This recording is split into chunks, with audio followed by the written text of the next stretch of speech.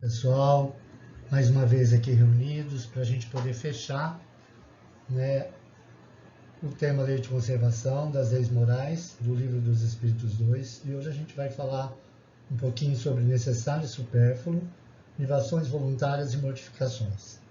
Antes que a gente comece a tecer alguns comentários e ler as perguntas, né, com relação ao tema apresentado, eu gostaria que pudéssemos nesse momento fechar os nossos olhos, aqueles a quem estiverem assistindo a nossa videoaula, levar os nossos pensamentos ao alto, nos deixar envolver pela vibração da espiritualidade amiga, rogando a essa espiritualidade que possa nos envolver a todos em vibrações de muita paz, de muito amor, de muita confiança, apesar de estarmos aí vivendo por dias difíceis, mas sempre confiantes na justiça divina.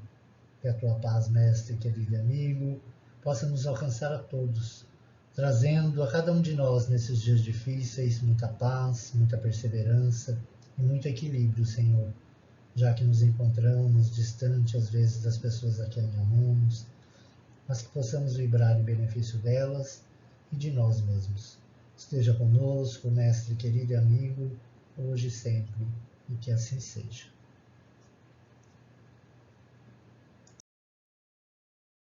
Kardec, na pergunta 715, endereça à espiritualidade o segundo questionamento: como pode o homem conhecer o limite do necessário? E a espiritualidade nos responde que o sensato o conhece por intuição e muitos o conhecem à custa de suas próprias experiências.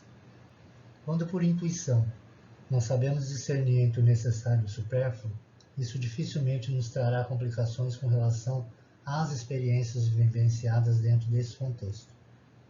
Em contrapartida, quando a gente deixa de sensatez, de usar de sensatez ou da nossa própria intuição, ultrapassando o limite do necessário para entrar no campo do supérfluo, a gente provavelmente vai conhecer situações ou resultados das nossas situações não muito boas à custas das nossas próprias experiências.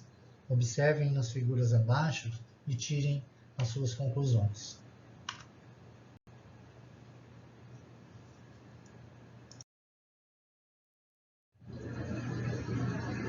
Na questão 716 do Livro dos Espíritos, Kardec endereça a espiritualidade amiga a seguinte questão: a natureza não traçou o limite do necessário em nossa própria organização? E a espiritualidade nos traz a seguinte resposta: sim, mas o homem é insaciável. A natureza traçou o limite das suas necessidades na sua organização, mas os vícios alteraram a sua constituição e criaram para ele necessidades artificiais. Então, se nós formos levar ao pé da letra do questionamento de Kardec, a gente poderia entender que não era necessário que nós nos modificássemos com relação àquilo que nos foi dado como necessário, mas em detrimento, né, dessa insaciabilidade do homem, a gente criou para a gente necessidades artificiais, tanto a nível de alimentação, como a nível de bens materiais, como a nível de posicionamentos morais, como a nível de posicionamentos intelectuais. Então, não era necessário que isso ocorresse se nós tivéssemos um pensamento mais organizado com relação ao necessário e o supérfluo. As figuras de baixo nos dão um exemplo bem característico disso que a questão nos apresenta. Na questão 717, Kardec vai fazer o seguinte questionamento à espiritualidade: que pensar dos que assambarcam os bens da terra para se proporcionarem um supérfluo em prejuízo dos que não têm sequer o necessário? E a resposta vem: desconhecem a lei de Deus e terão de responder pelas privações que ocasionaram. Breve comentário a respeito disso. Eu acho que a imagem fala tudo, né? Retrata o nosso egoísmo com relação a onde tem a sobra, aonde tem, às vezes, até o desperdício, né, configurado na posição do supérfluo, em detrimento de onde falta, de onde a necessidade premente de se ter até com que se alimentar o nosso próximo. Então, olha a responsabilidade em que nós nos colocamos quando a gente vê essas imagens e lê o questionamento de Kardec com relação à espiritualidade e a resposta que a espiritualidade nos dá. Né? Que é importante que a gente conheça a lei. É importante que, se a gente conhece a lei e a gente deixa isso acontecer, a nossa responsabilidade é ainda maior. Nós viemos estudando isso já há várias aulas atrás. É uma questão de conservação. É importante que nós, se tivermos a possibilidade de assambarcar os bens da terra, que esses bens da terra não se tornem supérfluos, mas que possam, de alguma maneira, através da lei de caridade, ser redistribuído àqueles nossos irmãos que estão privados dessas possibilidades que para nós se apresentam de uma maneira melhor. Interessante também uma colocação, um pensamento e uma explicação de um comentário de Kardec, não da espiritualidade, mas de Kardec, que nós vamos ver no slide que vem logo após esse. E continuando na questão 717, eu simplesmente recoloquei, né, nesse slide o pensamento. Não é pensamento, na verdade é um comentário, né, que exprime o pensamento de Kardec com relação, né, ao necessário e ao supérfluo. E olhem, gente, a grandeza do pensamento e do entendimento dessa criatura só podia ser mesmo o codificador da doutrina, né, nos mostrando a racionalidade para a gente poder entender o nível de justiça de Deus, o nível de perfeição com que trabalha a espiritualidade, regendo as leis que nos fazem entender quão pequeno nós somos ainda referente a todos os estudos que nós praticamos diante da doutrina, mas confiantes de que com esse estudo, com esse entendimento, com essa leitura, nós possamos vir a aprender, a aplicar melhor o aprendizado dessa criatura adorável que é Allan Kardec, dentro do seu comentário. E não vou postar aqui nenhuma observação para não estragar a beleza da ideia desse homem. O limite entre o necessário e o supérfluo nada tem de absoluto. A civilização criou necessidades que não existem no estado de selvageria. E os espíritos que ditaram esses preceitos não querem que o homem civilizado viva como selvagem. Tudo é relativo e cabe à razão colocar cada coisa em seu lugar. A civilização desenvolve o senso moral e, ao mesmo tempo, o sentimento de caridade que leva os homens a se apoiarem mutuamente. Os que vivem à custa das privações alheias exploram os benefícios da civilização em proveito próprio. Não têm de civilizados mais do que o verniz, como há pessoas que não possuem da religião mais do que a aparência.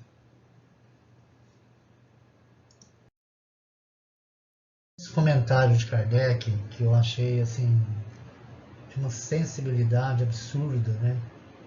Eu usei a frase que eu acho que talvez seja mais bonita da doutrina espírita. Fora da caridade não há salvação. E diante dessas imagens, que a gente possa refletir, seja em que campo a gente possa atuar, seja em que situação nos coloquemos, a gente tem como auxiliar, para que a gente possa perpetuar a lei de conservação.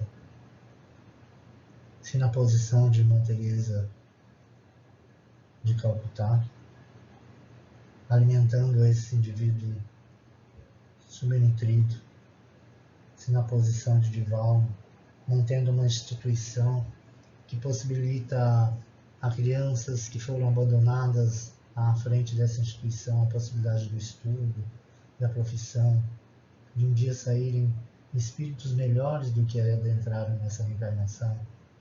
Essa criatura iluminada, Chico Xavier, que angariava pessoas de todas as ordens, de todas as religiões, de todas as necessidades, e que com palavras conseguia acalmar corações sofridos.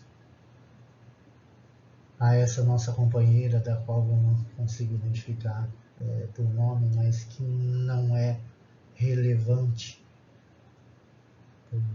mas o que é relevante é o trabalho, né, de assistência a essa criança com um sorriso, um largo sorriso, que deixa a gente até emocionado. Que nós possamos, de alguma maneira, participar disso. Esses indivíduos nunca tiveram, talvez nem o necessário, mas extrapolaram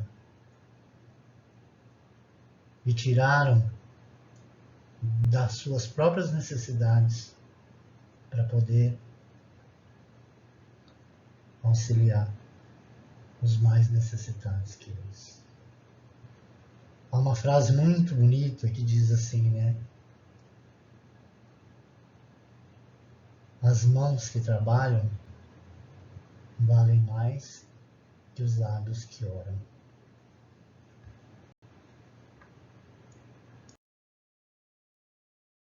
E para a gente terminar, né, encerrar esse tópico necessário e supérfluo, eu trouxe um texto de um dos livros do Emmanuel.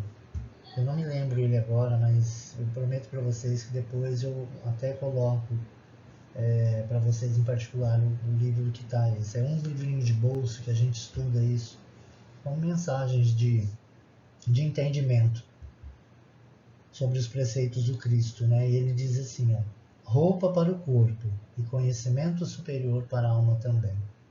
Traços físicos bonitos e beleza de sentimentos também. Corpo malhado e maneiras educadas. Defeito físico a corrigir por bisturi e defeito íntimo a corrigir por esforço pessoal. Casas confortáveis e princípios espirituais edificados na utilidade, estima e respeito. Títulos de grande honraria e virtudes comprovadamente honrosas. Olhos sadios e entendimento também sadio, clareado pela luz divina. Aspecto agradável e presença útil e ativa. Flores e frutos também. Ensinar sempre, exemplificar bem mais. Teorias notáveis e práticas repletas de bênçãos. Nós sim, os outros igualmente. Disse-nos Jesus, nem só de pão vive o homem, mas de toda palavra que procede da boca de Deus. Devemos aplicar este sublime conceito a todo instante em nossa jornada. Diz Emmanuel, bom gosto, harmonia e dignidade na vida exterior constituem dever, mas não esqueçamos da pureza, da elevação e dos recursos sublimes da vida interior com quem nos dirigimos para a eternidade.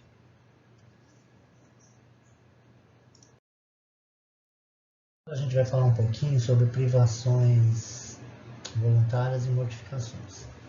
E na questão 719, Kardec pergunta à espiritualidade se merece censura o homem por procurar o bem-estar. E a espiritualidade vai nos responder o seguinte, que é natural o desejo do bem-estar. Todos nós queremos bem-estar, né? E que Deus só proíbe o abuso por ser contrário à conservação. Ele não condena a procura ao bem-estar, desde que não seja conseguido à custa de outrem e que não venha diminuir-vos nem as forças físicas e nem as morais, né? Então, é importante que nós procuremos o bem-estar? É importante. É importante que para isso a gente não abuse, porque o abuso é um sentido ou é um sentimento contrário à lei de conservação? Em todos os sentidos, né? Então, essa procura pelo bem-estar, ela não tem que ser conseguida à custa de ninguém, né? Ou de uma outra pessoa que venha diminuir com relação a nós e com relação à pessoa, nem as forças físicas desse indivíduo e nem as nossas próprias, e muito menos as forças morais, né? A calúnia, a difamação, que a gente não force, né, uma situação de trabalho em relação ao outro para que isso me cause mal-estar, bem-estar, desculpe.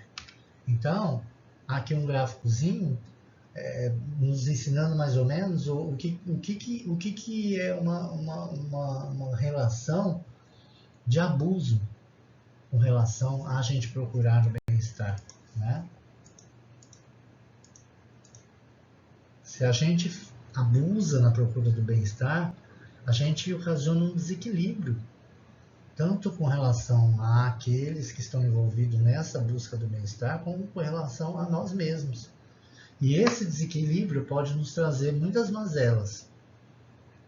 Com relação ao prazer, está diretamente ligado ao nosso egoísmo.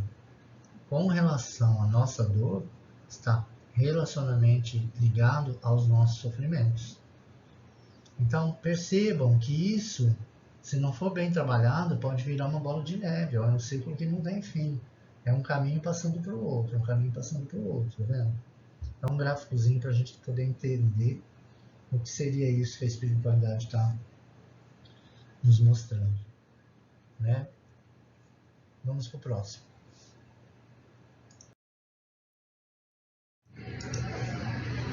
Na questão 720, Kardec pergunta se são meritórias aos olhos de Deus as privações voluntárias com o objetivo de uma expiação igualmente voluntária. E aí a espiritualidade pergunta: fazei o bem aos vossos semelhantes e mais méritos tereis. Então, com relação a essa pergunta, não adianta a gente fazer coisas que são inerentes a gente mesmo, né, para a gente buscar uma expiação que vai estar direcionada com as nossas necessidades, né? Então, olha a resposta, né? Faça bem para o vosso semelhante e aí você vai ter mais mérito, né? Porque aquele tempo da gente se privar das coisas que eram voluntárias ficou para trás, né? Hoje, depois que o Cristo veio nos ensinar que amar o próximo como a si mesmo, é mais importante que a gente trabalhe em benefício das privações que nos tirem do caminho das dificuldades, porque com relação a isso nós teremos muito mais mérito nessas privações. E é exatamente o que ele vai falar na questão 720A. Haverá privações voluntárias que sejam meritórias? E a espiritualidade vai responder que sim, ó, que há.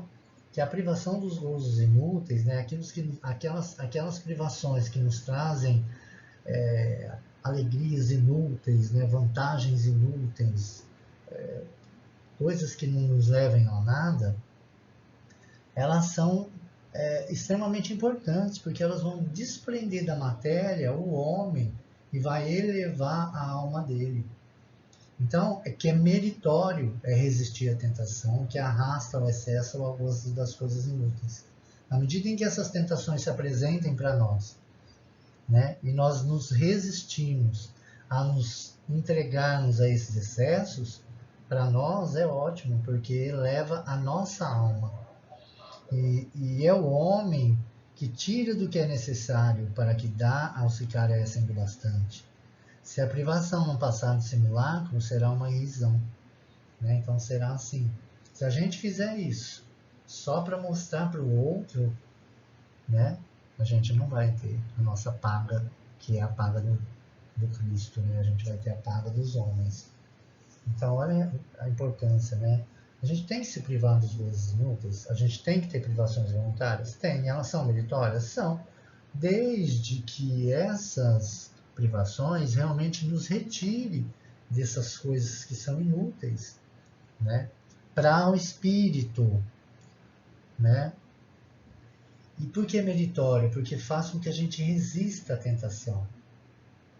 Essa tentação que nos leva para esses excessos e para esse uso de coisas inúteis.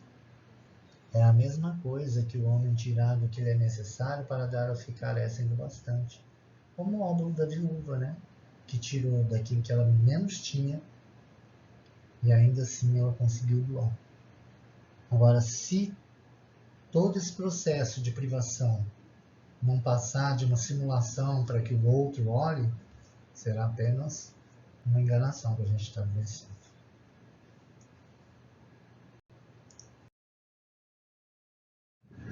Na questão 721, Kardec pergunta: é meritória, de qualquer ponto de vista, a vida de mortificações ascéticas que desde a mais remota antiguidade teve praticantes do seio de diversos povos? A espiritualidade vai dizer que procurai saber a quem ela aproveita e tereis a resposta.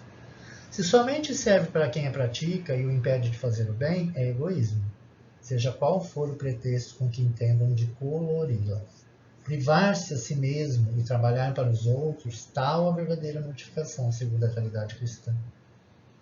Então, se a gente entende que essas mortificações, essas privações voluntárias, que seriam os próprios açoites dos nossos corpos, onde só a gente se serve da dor,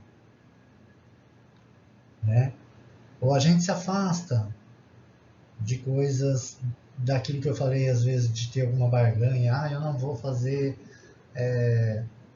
a penitência de comer isso, de beber aquilo, de fazer aquilo outro, mas que é uma coisa que só serve para quem pratica, né, e que de alguma maneira me impede de fazer o bem, isso não é privação, isso é egoísmo. Né? Agora, o que realmente faz diferença é a gente se privar de si mesmo e trabalhar para os outros. Eu vou me privar de jogar minha partida de futebol para poder fazer uma sopa no sábado, porque além de eu doar do meu tempo, eu estou doando da minha privação de fazer aquilo que eu gosto. Tal a verdadeira mortificação, segundo a caridade cristã. Né? Então, essa mortificação que eles falam é essa situação de você deixar de fazer alguma coisa que é importante para você em detrimento que seja o que possa ser importante para o próximo. Porque fazer ou passar por essas mortificações pensando só em você mesmo e te impedindo de te fazer o bem, isso não é mortificação, isso é egoísmo. Na questão 723, Kardec vai perguntar se a alimentação animal é com relação ao homem contrária à lei da natureza. E a espiritualidade vai responder no primeiro momento que, dada a nossa constituição física, a carne alimenta a carne. Do contrário, o homem perece. A lei de conservação lhe prescreve como um dever que mantenha suas forças e sua saúde para cumprir a lei do trabalho. Ele, pois, tem que se alimentar conforme o reclame a sua organização. Né? Então, vai aparecer aí muitas discussões com relação a esse tema, mas por enquanto, para que a gente possa entender, é que nesse momento de evolução que a gente se encontra, é importante que a gente se alimente ainda da carne dos nossos irmãozinhos que estão também como seres em evolução. Né? Se nós conseguirmos nos abstermos disso, melhor. Mas se a gente ainda não consegue, não é para a gente se martirizar por causa disso. Porque a gente está se alimentando conforme reclama a nossa organização. Tem pessoa que consegue ficar sem a comida animal, tem pessoas que não conseguem. Né? Isso tem que ser visto de acordo com cada necessidade de cada pessoa. O que talvez seria aí, discutível seriam os processos e de como é feito esse abate desses nossos irmãozinhos em evolução para que isso acontecesse. Mas isso é para uma pergunta futura, ok? Depois, na questão 724, ainda concernente ao mesmo assunto, ele vai dizer assim, ó, será meritório abster-se o homem da alimentação animal ou de outra qualquer por expiação? Ele diz que sim. Se a gente conseguir se abster, né, de se alimentar desses nossos irmãozinhos que também estão em processo evolutivo e a gente não tiver que tirar a vida deles para a gente poder se alimentar, ótimo. Né? Se a gente praticar essa privação em benefício dos outros, aos olhos de Deus, porém, só há mortificação havendo privação séria e útil. Por isso é que qualificamos de hipócritas os que apenas aparentemente se privam de alguma coisa, né? Então a gente tem que entender, né, que essa privação tem que ser feita e tem que ser consciente com relação ao benefício daqueles indivíduozinhos, né, daqueles serizinhos que estão sendo sacrificados em detrimento do sacrifício deles para a nossa alimentação. Então, se a gente partir desse suposto, aos olhos de Deus, porém, essa mortificação e essa privação, ela é séria e é útil. Por outros motivos, ela será qualificada como hipócrita, né? Porque é aquela mortificação que apenas aparentemente se priva de alguma coisa. Então a gente precisa ter consciência disso. É importante? É. É meritório? É. Se eu praticar essa privação para beneficiar esses serizinhos que estão sendo sacrificados de alguma maneira para poder alimentar a mim e aos meus outros. Aos olhos de Deus, porém, só há mortificação havendo privação séria e útil. Então eu tenho que ter entendimento de seriedade com relação a isso, né? Por isso é que quando a gente qualifica algumas situações aparentemente que de privação só de alguma coisa, é qualificado de hipocrisia, ok?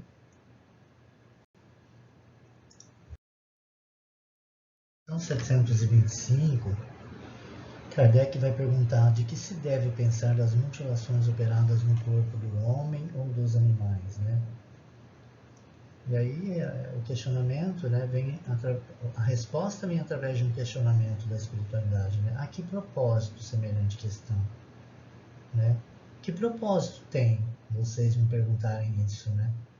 Ainda uma vez, inquirir sempre a vós mesmos se é útil aquilo que porventura se trate. É útil fazer aquilo? É necessário que se faça aquilo? Porque se fizer e não tiver necessidade, Deus não pode se agradar com isso.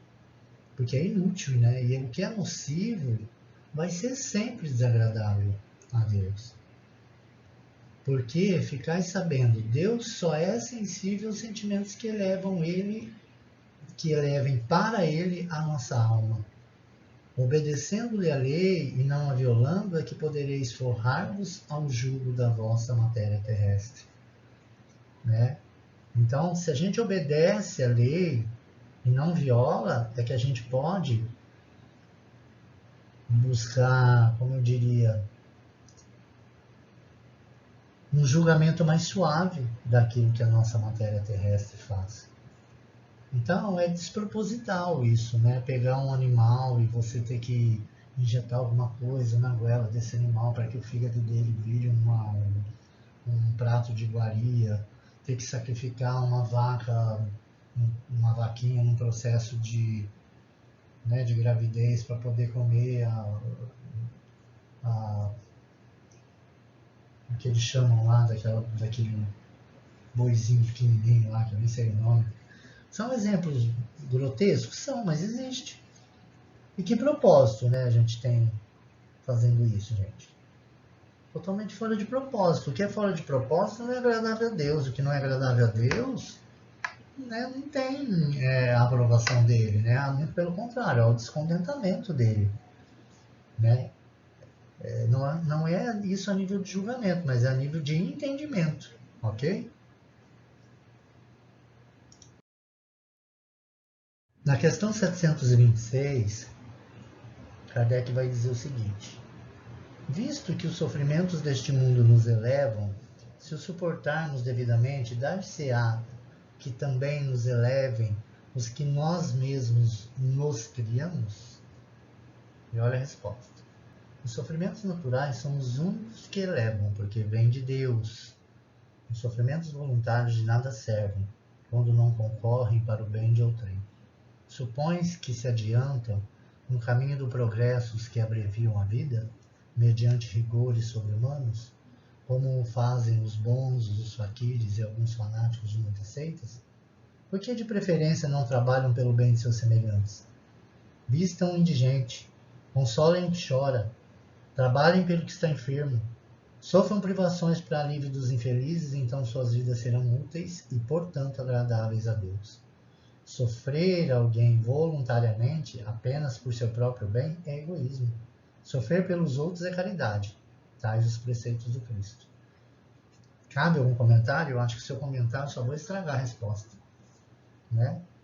Então, se a gente tiver posições de alguns desses fanáticos aí, de muitas seitas, que se chicoteiam, que se machucam todos, se mortificam, sofrem, em detrimento de dizer que esse sofrimento é agradável a Deus, não é, gente. O que é agradável a Deus é o sofrimento que a gente faz com relação ao trabalho no bem. E a resposta é mais do que esclarecedora. Então não vamos ficar rodeando aquilo que está muito bem explicado, ok? Tema na questão 627, Kardec vai falar do falso sofrer, né? Que é a gente aliviando a nossa culpa para se redimir. E aí, abre aspas, né? Os sofrimentos naturais são os únicos que elevam, porque vêm de Deus. Os sofrimentos voluntários de nada servem, quando não concorrem para o bem de outrem. Então, quando eu produzo sofrimentos voluntários que não servem para nenhum bem para o outro, não tem. Isso é falso sofrer. Isso é sofrer em detrimento de sofrer. Agora, esses sofrimentos naturais, né, esses são os únicos que elevam, porque eles vêm de Deus mesmo, né? Os sofrimentos de você ter que se privar da tua liberdade cotidiana para ter que cuidar de um doente da sua família, você se privar de uma noitada de festa para ter que ir a um hospital, pousar com uma pessoa amiga sua que está necessitada. Essas privações voluntárias, essas fazem a diferença. As outras que não trazem nenhum benefício para outrem, é falso sofrer. E aí ele fecha, né, o capítulo dizendo assim, ó, fustigai o vosso espírito e não o vosso corpo, mortificai o vosso orgulho, sufocai o vosso egoísmo, que se assemelha a uma serpente que vos roer o seu coração, e fareis muito mais pelo vosso adiantamento do que infligindo-vos rigores que já não são deste século. Então, se você tiver que fazer sofrer alguma coisa, que sofra o teu espírito e não o teu corpo, né? Acaba com o teu orgulho, pisa no teu orgulho. Como é que a gente pisa no teu orgulho? Se às vezes a gente for humilhado, que a gente possa entender o sentido da humilhação, sufocar o nosso egoísmo, né? Porque esse egoísmo, ele é como uma serpente mesmo, ele acaba com o nosso coração, né? E faz mais pelo nosso adiantamento do que infligir rigores, né? Rigores que já não são deste século, né? Nos colocarmos à mercê de privações e mortificações que são antagonistas aos tempos atuais em que a gente vive hoje, né, de sofrimento, de dilaceração do corpo, ou de judiar do corpo físico em detrimento desse sofrimento, ele tem muito menos valor, né, de entendimento do que esse que mortifica o nosso espírito, né? Esse que faz com que o nosso espírito, através do sofrimento, cresça como indivíduos e espíritos imortais que somos. É isso que eu tinha para vocês hoje, muita paz, eu espero que vocês entendam, né? São coisas que são bem, assim, são bem profundas, né? Teriam que ter um estudo um pouco mais aprofundado, releiam as questões. Eu sempre peço a vocês, se houver alguma dúvida, pergunte, gente. A gente está aqui para tentar levantar as dúvidas, né? Sanar as dúvidas. Talvez tenha ficado alguma coisa para trás, talvez um ponto de vista de entendimento, né? Para mim, que não chegou ao entendimento de vocês, eu peço desculpas, mas eu estou à disposição para que todas as dúvidas possam ser dirimidas em eventuais questões. Fiquem com Deus, estejamos unidos num pensamento de dias melhores e que esses pensamentos possam nos trazer em breve a alegria de podermos estar compartilhando com a companhia de todos nós dentro das nossas salas de aula da Associação Espírita Allan Kardec. Muita paz a todos.